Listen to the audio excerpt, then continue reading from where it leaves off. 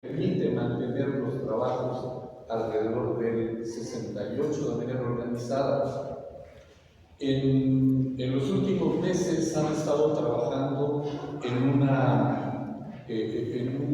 grupo que le llaman de coordinación general, donde participan alrededor de unas 40-45 organizaciones, donde hay representación de estudiantes del Politécnico, de prácticamente todas las escuelas del Politécnico, pero también de las universidades y centros de educación media superior y superior del interior del país. Pues muchas gracias a Marisol y gracias a Romeo por acompañarnos esta mañana y por permitirnos iniciar. Ya dijeron, el tiempo es súper duro, tenemos 45 minutos para resolver esta primera parte. Vamos a desarrollarla a partir de alguna intervención de Marisol que nos va a guiar, y luego quisiéramos que más bien fuera un intercambio entre nosotros. Aquí hay compañeros de distintas generaciones. Diría una jovencita en una reunión que tuvimos en Guadalajara, en la Universidad de Mediteso, decía: yo veo aquí jóvenes de diversas edades, de manera que ojalá podamos tener este intercambio. Marisol.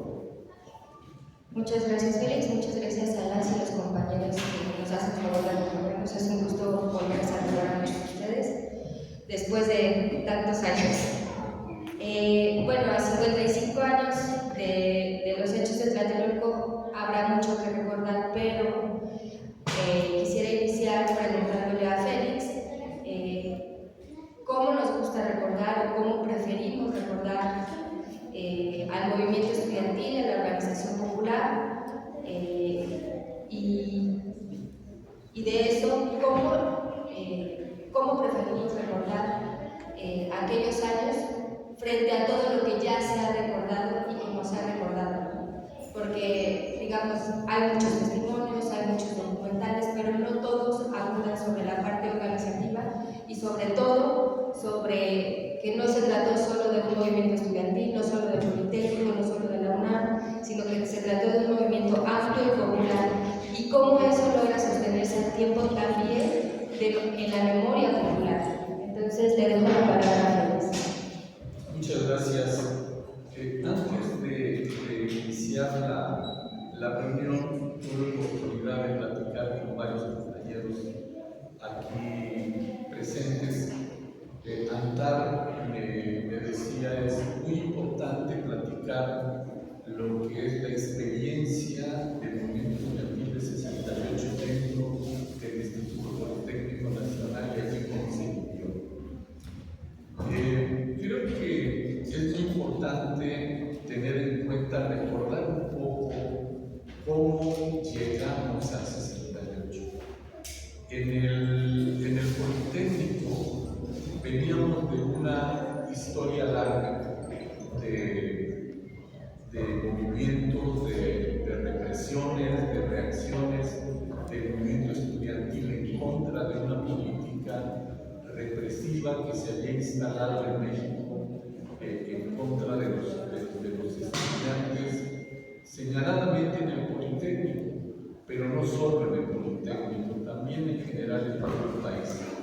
Particularmente en el Politécnico estaba muy fresca la herida todavía en 68, apenas habían pasado 10 años de que el Instituto Politécnico había sido ocupado por la fuerza militar para cerrar el internado del instituto. Cuando el Politécnico nació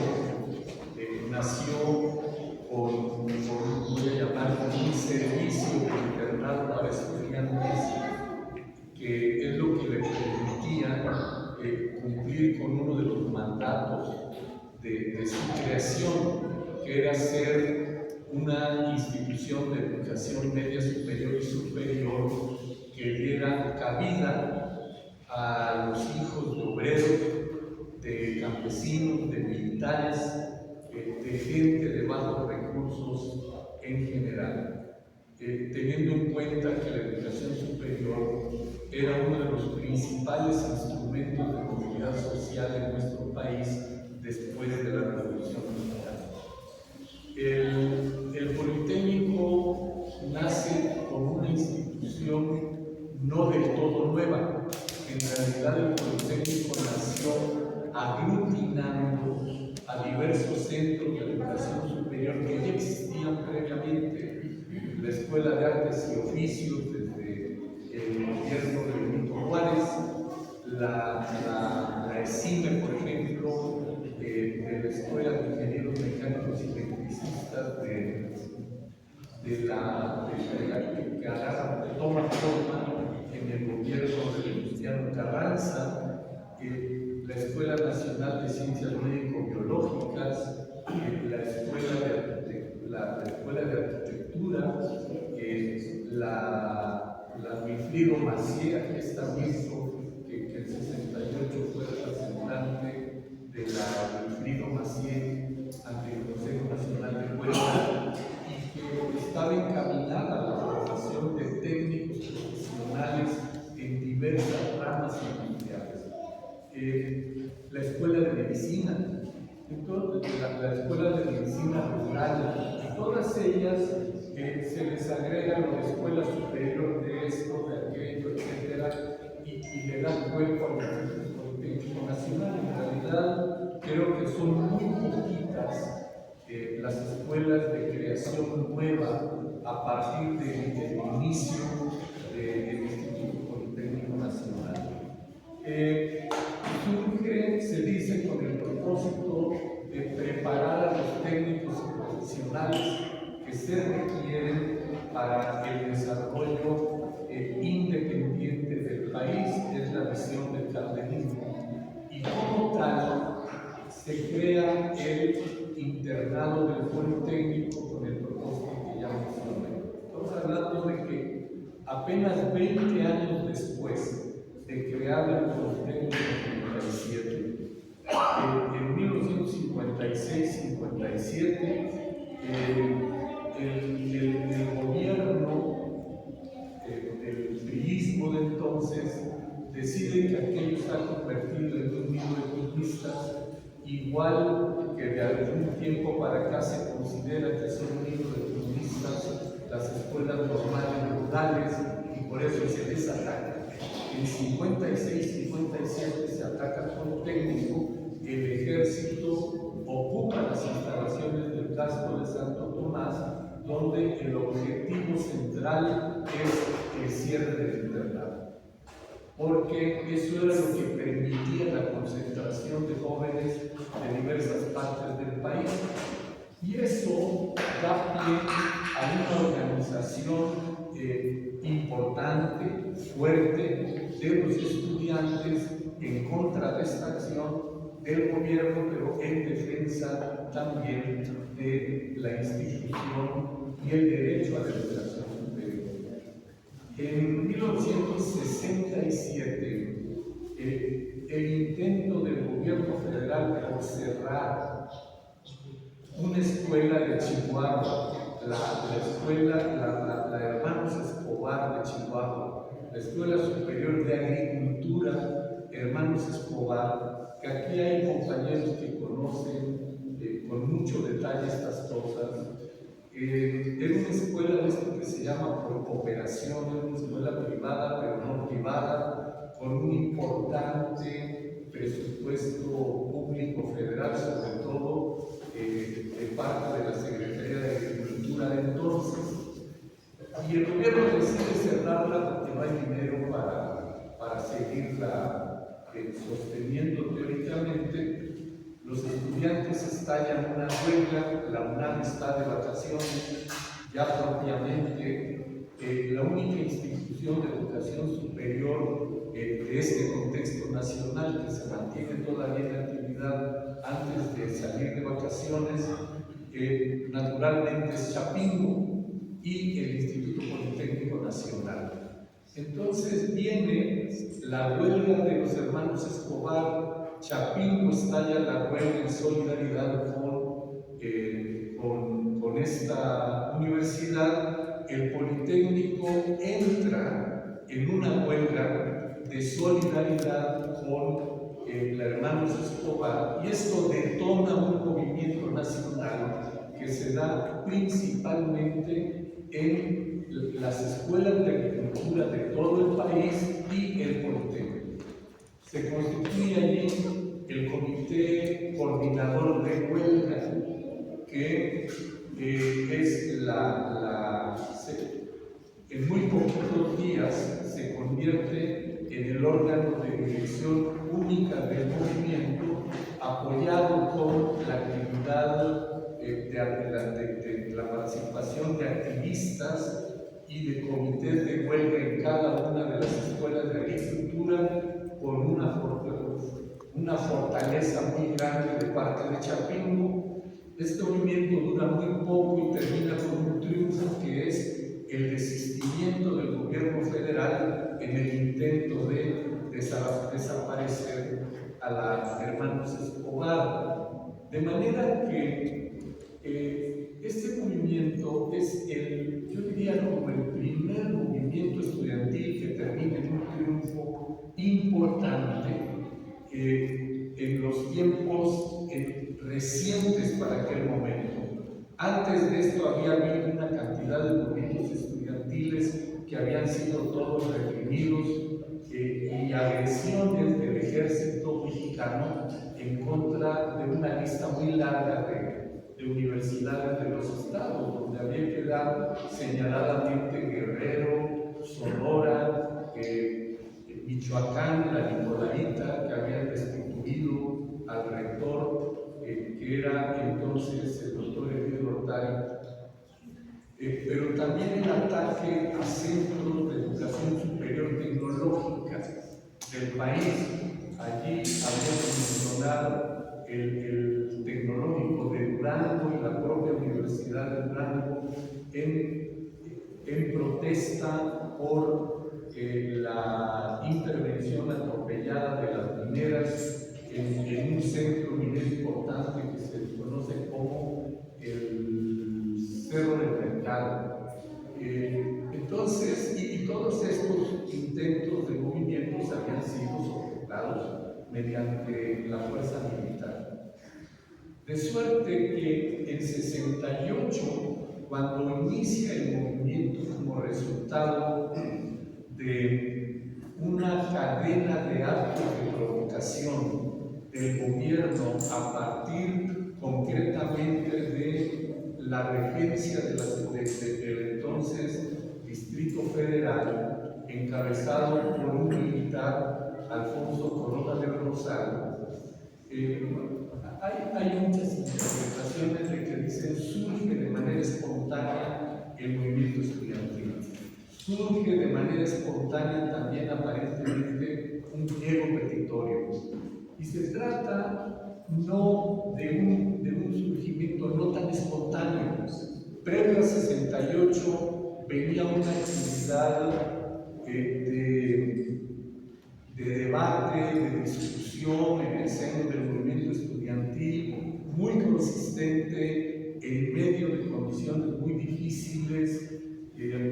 Durante mucho tiempo había habido intentos de organización independiente. Estábamos con la presencia de organizaciones estudiantiles totalmente charificadas, como era la Federación Nacional de Estudiantes Técnicos, en el caso del Politécnico, o de la Federación Universitaria de Sociedades de Alumnos, en el caso de la UNAM, la Confederación de Jóvenes Mexicanos, que era un brazo juvenil, entre comillas, del PRI, que promovían las federaciones de estudiantes de cada uno de los estados de la República. Así estaban unos de historia negra ya desde entonces, como la FEG, la Federación de Estudiantes de Guadalajara, pero igual estaba la Federación de Estudiantes de Sinaloa, de muchos otros estados,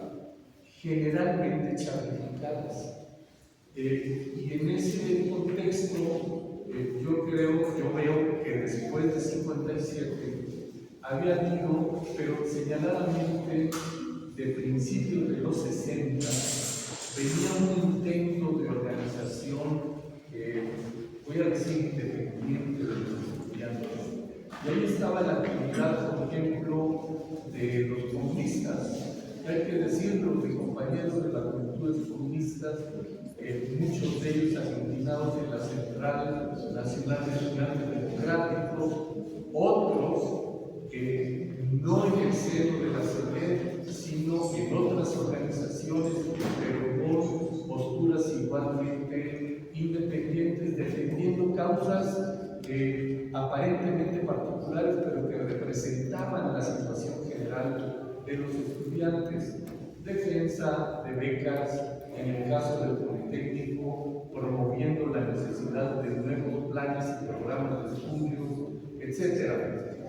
Cuando ocurren los hechos que ya mencioné, los de provocación del gobierno en contra de los jóvenes, lo mismo en la Ciudadela el 23 de julio de 68 y después la represión brutal el 26 de julio del acto conmemorativo del inicio de la Revolución Cubana en el hemiciclo Juárez, que se extiende a todo el centro de la ciudad.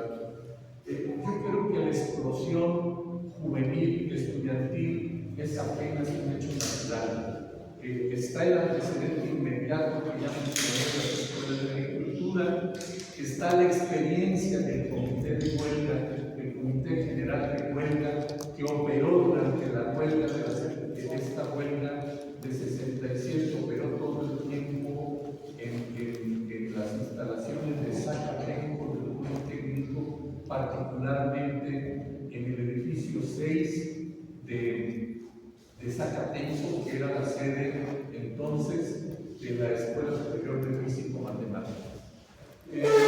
Allí se desarrolla el movimiento y allí, basado en lo que muy rápidamente después del 26 se constituyó en los primeros comités de huelga en las escuelas del Politécnico, y se constituye una cosa que muchos años después siguió existiendo, que se conoció como el COCO, el Comité Coordinador, que quiere decir el Comité Coordinador de Huelga de las escuelas del Politécnico. El Comité Coordinador del Politécnico establece comunicación con las escuelas de la UNAM, particularmente Filosofía y Letras, Ciencias Políticas y la Facultad de Ciencias, y esto da origen al pliego petitorio y al Consejo Nacional de Huelga. En medio está la marcha de los universitarios encabezada por el rector Barros Sierra, que hay que decirlo de manera muy importante, porque es el primer acto político de esta naturaleza masivo que hace, que permite la unión de universitarios y politécnicos, de politécnicos y universitarios, que rompen de esa manera una situación que venía previamente, que era la separación permanente de las rutas de estudiantes de una y otra institución. Por un lado, por razones naturales, en condiciones de clase había una diferencia importante en aquel momento, pero también como resultado de una política deliberadamente promovida desde el gobierno. El gobierno había promovido siempre la separación de las dos comunidades estudiantiles porque la unión la veía de siempre como una cuestión explosiva. Bueno, surge así el pliego petitorio, se anuncia, se da a conocer por vez primera el 5 de agosto en una marcha que va de Zacatenco a la plaza del Carillón, en el caso de Santo Tomás. Y es una marcha importante porque después de la marcha encabezada por el rector, es la primera marcha que se da en unión ya de estudiantes de Chapingo, de las normales, de la Normal Superior, la Nacional de Maestros, el Politécnico y la UNAM. Y allí se formaliza, se anuncia el pliego petitorio, se formaliza el anuncio del Consejo Nacional de Huelga. y se decreta, ahí formalmente no se decreta la huelga nacional, sino que hay un pronunciamiento de Raúl Álvarez Larín en ese acto, donde, como una decisión tomada previamente en el comité coordinador de todas las instituciones ya involucradas en ese momento, se anuncia el pliego petitorio y se dice que el gobierno de la República tiene 72 horas para resolver ese pliego petitorio o se estallará la huelga nacional. Y ese es el punto de partida en términos organizativos, y este es el papel que en todo ese proceso juega el Instituto Politécnico Nacional. Y lo que habría que decir aquí es que el movimiento del 68 desde el primer momento se presenta en su nacimiento mismo con una actitud permanentemente desafiando de manera permanente, pero en cosas muy precisas, al gobierno federal. ¿Por qué? Y quiero terminar esta primera intervención diciendo por qué es el movimiento estudiantil el que toma la bandera ante esta serie de actos de represión del gobierno federal. Porque en sentido estricto, el movimiento estudiantil es casi el único que queda de pie en términos de sectores populares después de muchos años de una política sistemáticamente represora del gobierno mexicano. Habían sido reprimidos el movimiento ferrocarrilero, el movimiento del magisterio, un sector del movimiento petrolero, el movimiento campesino estaba golpeado, etcétera, etcétera. ¿Y cómo surge el pliego petitorio? Dije que aparentemente de manera espontánea. No hay tal espontaneidad en eso, no hay tal espontaneísmo tampoco. Lo que hace el Consejo Nacional de Huelga Naciente es rescatar las viejas demandas de los movimientos sociales, de los movimientos populares de México, del México reciente, y los pone ordenados en un pliego petitorio. ¿Cuáles son esas demandas que venían de atrás? En 1961, el Movimiento de Liberación Nacional, en un pronunciamiento, demanda la libertad de los presos políticos, que ya había muchos en aquel momento. Demanda también en aquel momento la democratización de la vida sindical. Demanda diálogo del gobierno con los movimientos sociales. Demanda cese de toda la política represiva del gobierno. De suerte que el pliego petitorio de 68 le agrega elementos coyunturales, como es, también viene ya la demanda de derogación desde 61, ya viene la demanda de derogación de los artículos 145 y 145 del Código Penal Federal, que eran los instrumentos utilizados por el gobierno para reprimir a los movimientos sociales. El primer preso político de México acusado con estos dos artículos fue Ricardo Mendoza, dirigente del Politécnico en este movimiento del que ya hablé, 56-57. Pero después Demetrio Vallejo, Valentín Campa, Otón Salazar y una larga lista de gente reprimida, a los cuales se les aplica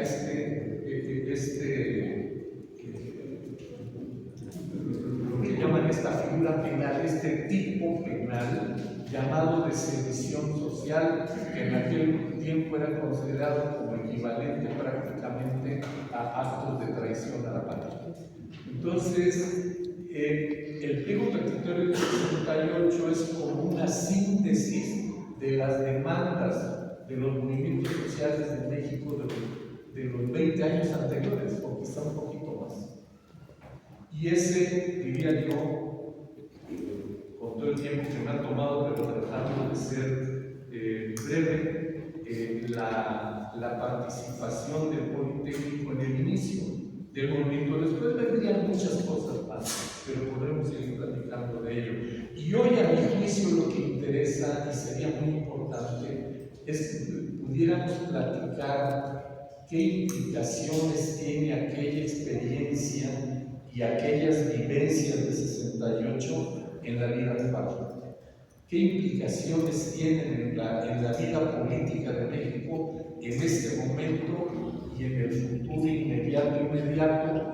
Porque estamos en un momento donde son requeridas grandes transformaciones en la vida nacional. Gracias, Luis.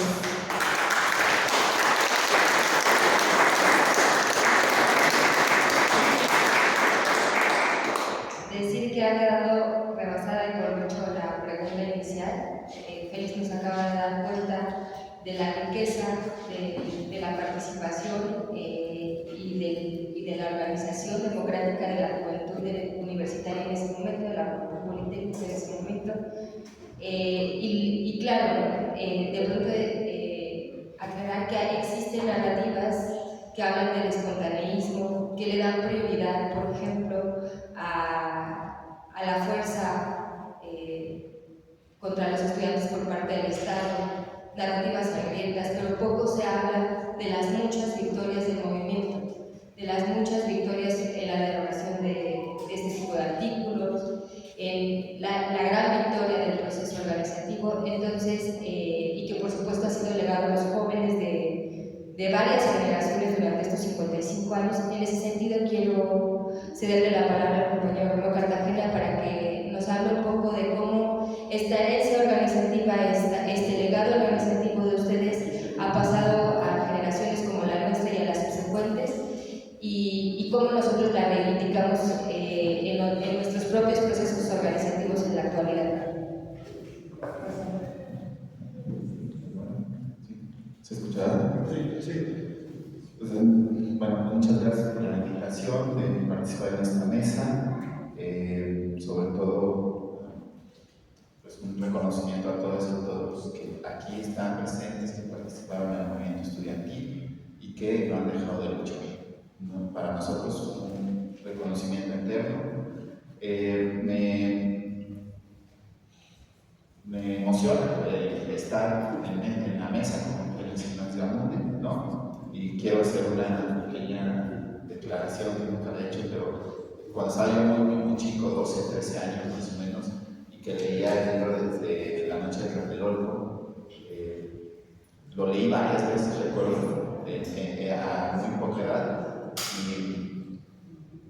y cuando empecé a conocer a los líderes, especialmente a Félix, a Raúl, a la Nacha, a Miguel Playa, y que eran esos pensamientos de aquellas lecturas, lo primero que sentía era un hueco en el estómago. Entonces, y hace un momento que entré a este salón me pasó lo mismo.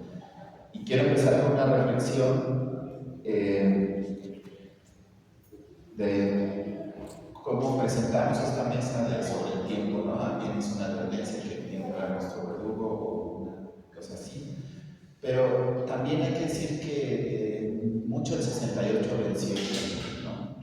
O sea, parte de los logros organizativos fueron un avance excepcional para este país, ¿no?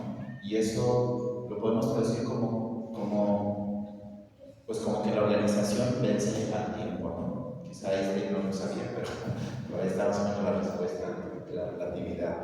El movimiento fue eso, en muchos sentidos, y sobre todo en lo que podríamos hablar de la actualidad del movimiento, es que en general, ¿no? O sea, no, podríamos verlo como un movimiento estudiantil, pero también fue un movimiento campesino, popular, familiar, ¿no? Yo creo y defiendo mucho que la parte familiar estuvo allí, ¿no? Porque tuve la suerte de que muchos de nosotros hemos estado con las familias de nuestros compañeros, y las familias hablan del movimiento como una parte importante de su vida, ¿no? Y los papás siempre estuvieron ahí, y los hermanos, y si no era uno era el otro, y se hicieron compañeras y compañeros, y se avanzó de un modo organizativo salieron de la bola más bolas.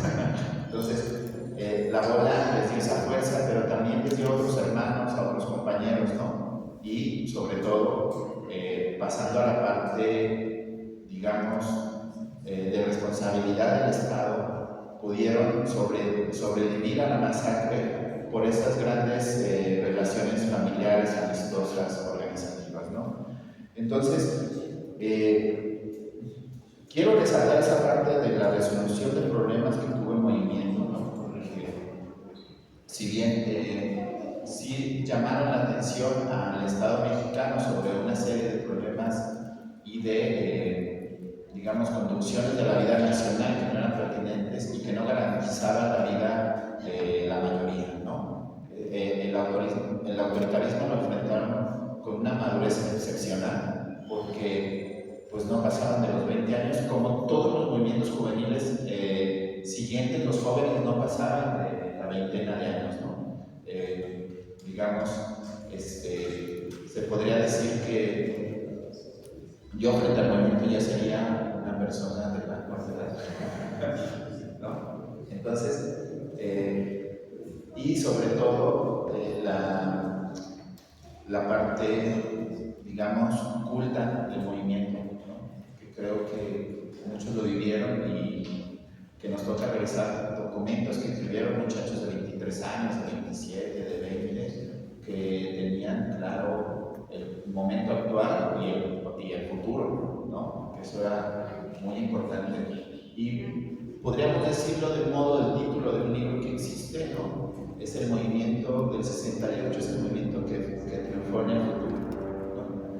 Y para esto, triunfar no necesariamente es que se hayan cumplido todas las demandas, digamos, concretas en el empleo petitorio, pero también de las que no estaban en ningún papel, las intangibles, ¿no? Que era el derecho a la autodeterminación, el derecho a la organización, incluso a pensar diferente del Estado, ¿no? Porque Félix hablaba del movimiento, digamos, temprano, antes del 68, pero yo me quiero referir a dos momentos del 58. En Poza Rica, Veracruz, muchos lo han de saber, hubo un movimiento de obreros civil que gana las elecciones y finalmente, un 6 de octubre del 58, es masacrado. Esa masacre se cuentan por cientos de muertos, ¿no? O sea, más o menos entre 300 y 400, casi el número más cercano al 68, creo, ¿no? Con la intervención directa del ejército. El 65 de Ciudad Madero, ¿no? Y la década después del 68, en ciudades como Monterrey, Guadalajara, Sinaloa, Sonora, todo el estado de Guerrero, donde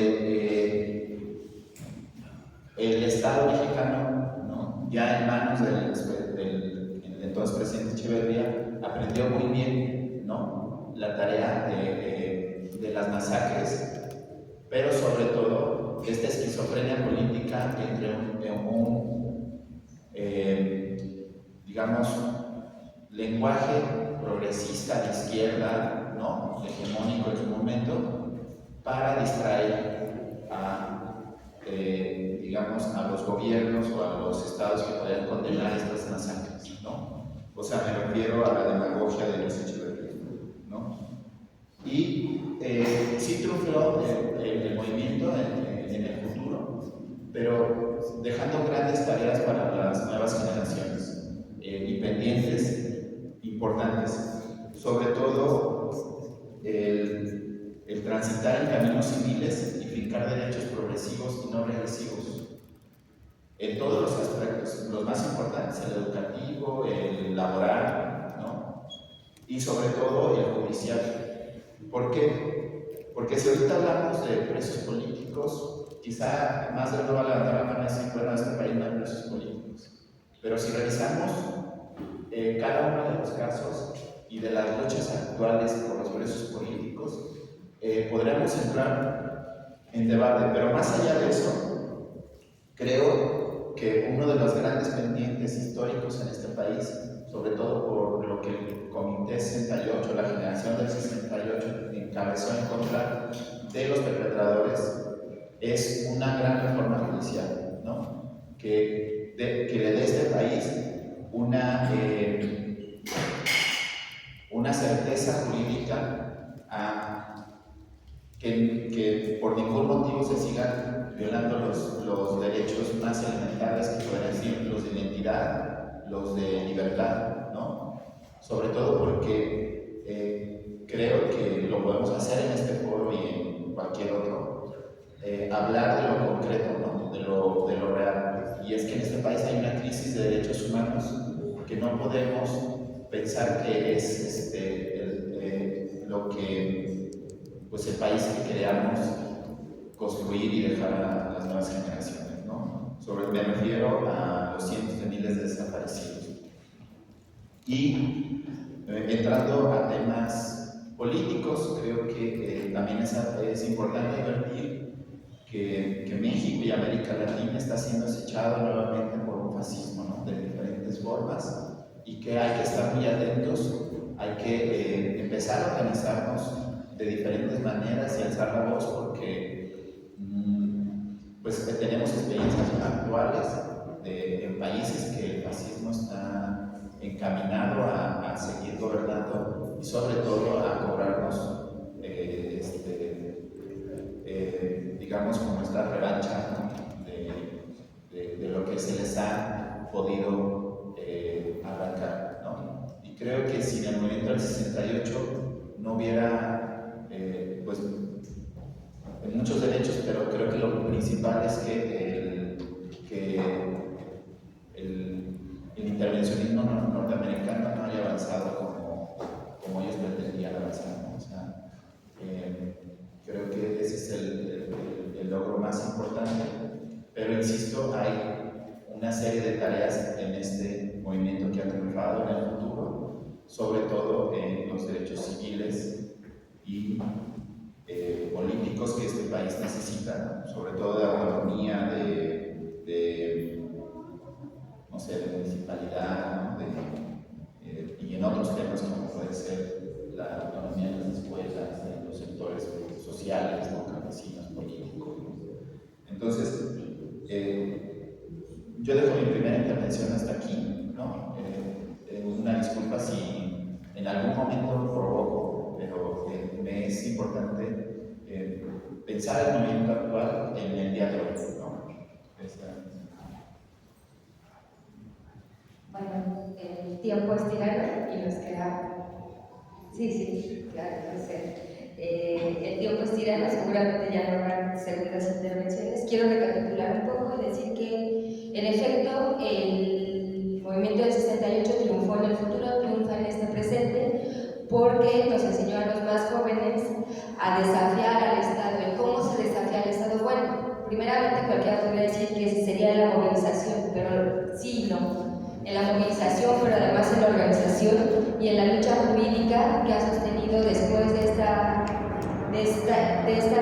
este crimen de Estado del 2 de octubre de 1968, el Comité 68. Me gustaría entonces decir por qué es importante la lucha jurídica que ha sostenido el Comité y que sostenemos todos hasta el presente para las generaciones futuras. Le dejo esa pregunta a Félix para que podamos cerrar. A ver,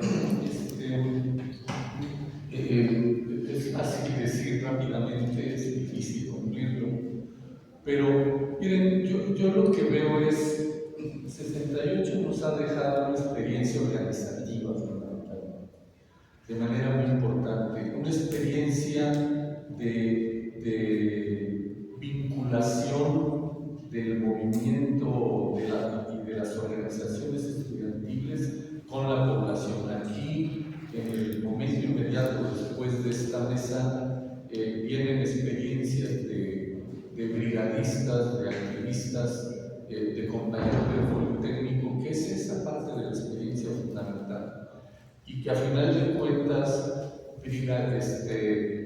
brigadistas, asambleas y Consejo Nacional de Huelga fueron el modelo de dirección política que se dio en el movimiento 68, y es la experiencia experiencia que había que rescatar para encarar los problemas del presente. Hoy nosotros tenemos mucho tiempo en una lucha jurídica en contra de los responsables de los crímenes de 68, 71, la Guerra Sucia y casos posteriores hasta llegar a Ayotzinapa. Y esto es importante porque creo que hemos aprendido a confrontar esta situación también con armas legales que anteriormente no éramos muy afectos. No éramos, quiero decir, los movimientos sociales, y esto nos ha dado un camino y tenemos muchas cosas pendientes. Creo de lo que está diciendo Romeo, hoy tenemos grandes tareas pendientes, muchos retos.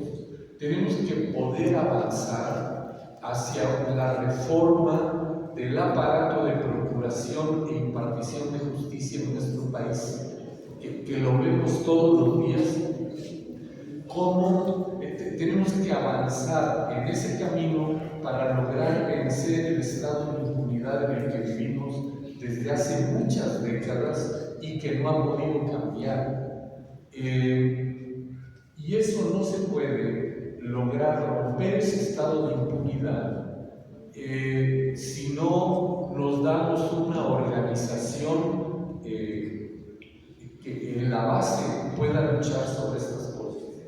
Tenemos hoy, platicaba con Felipe Galván, en 68, 67 tal vez, estaba iniciando en el Politécnico un intento de modificación del modelo de educación de la institución con la fundación de la vocacional número 7, que se llamaba la Preparatoria Técnica Vocacional número 7, que era un instrumento innovador, y eso fue truncado. En la Universidad Nacional, Pablo González Casanova fundó el Colegio de Ciencias y Humanidades con el mismo propósito. Llega Soberón como rector después de un movimiento fascista encabezado por Miguel Castro Bustos y Mario Falcón, disfrazados de revolucionarios, y termina con ese impulso, ese ímpetu transformador de la enseñanza en el medio universitario. Hoy enfrentamos retos muy grandes también. El Politécnico por muchos años, por décadas, fue definido como la institución rectora de la educación tecnológica superior del país, y de repente en el periodo neoliberal se funda el Tecnológico Nacional, que qué es, quién sabe qué cosa es, pero a ese se le otorga esta función que históricamente ha tenido el Politécnico de ser el rector de la educación tecnológica de México. Tenemos que vencer esas cosas porque están ahí entronizadas. Tenemos necesidad de un nuevo modelo de justicia para el país, pero tenemos también necesidad de un nuevo modelo educativo en todos los niveles. Seguimos siendo un país tremendamente dependiente y la pasada pandemia nos lo demostró. No somos capaces, teníamos una capacidad para producir vacunas. La vacuna en México se convirtió en un derecho. Y de repente el neoliberalismo termina con esa capacidad de fabricación nacional de medicamentos, particularmente de las vacunas, y la vacuna se vuelve un privilegio, prácticamente. Pocos países del mundo, la gente, los padres de familia, principalmente las mamás, llegaban a reclamar que el hijo fuera vacunado. Bueno, porque había ese recurso disponible producido en el país. Eso fue desmantelado. Tenemos necesidad de romper la desigualdad. Somos uno de los países más desiguales del mundo. ¿De qué nos sirve todo esto? En un evento donde estamos hablando de 68, ¿por qué tenemos que hablar de esto? Precisamente porque lo que dijeron Romeo y Marisol, 68 nos dio una experiencia de organización que tenemos que rescatar. Después de 68 vino una embestida brutal del gobierno por romper con esa experiencia, por una experiencia colectiva, regresarnos a prácticas individualistas. Y en ese estamos, no hemos salido de allí. 68 con esta experiencia de organización y una forma de conducción democrática, dialogante, plural, regresamos a una situación de las visiones únicas y tenemos que rescatar aquella experiencia. Hoy más que nunca estamos necesitados de abrir nuestra sociedad al diálogo, a una discusión plural que nos permita trazar en conjunto caminos nuevos. Estamos en un momento donde, decía Raúl Álvarez Garín, en México de repente estamos condenados a que solamente una vez cada 6 años todo se puede discutir. Se vale hablar de todo, discutir de todo. Bueno, hoy tenemos necesidad de discutir entre todos para dónde queremos ir. Gobierne quien gobierne, la única entidad, el único que es capaz de trazar las soluciones futuras para el pueblo es el pueblo mismo. Haciendo un símil con una vieja demanda de la gente que dice: gobierne quien gobierne, los derechos se defienden. Yo digo: gobierne quien gobierne, aún cuando fuésemos nosotros mismos, la única manera de poder impulsar las grandes demandas sociales es con una organización independiente y no en abstracto. Tenemos que hacerlo alrededor de problemas concretos.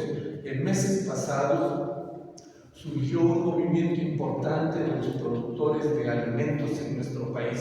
Necesitamos un nuevo modelo agroalimentario también, que nos dé independencia y que nos dé soberanía. Reflexionemos, el planteamiento nuestro es: reflexionemos alrededor de esta experiencia organizativa que nos enorgullece haber sido parte de ella, que es la experiencia de 68. Mañana es 2 de octubre y estaremos en una marcha más, que son organizadas principalmente por los jóvenes. Yo quiero terminar con esto.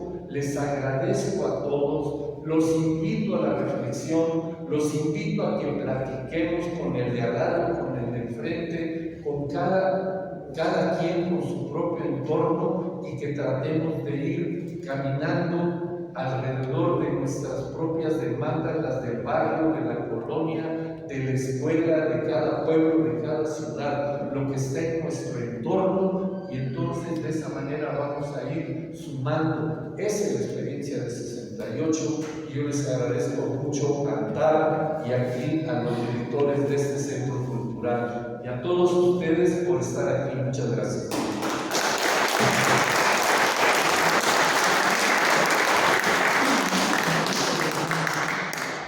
Muchísimas gracias a ustedes. Este tipo de reuniones tendrían que durar días completos. Habrá forma, de hecho sucede en las organizaciones que se dan en todas partes actualmente. Con el aplauso para los compañeros de la mesa.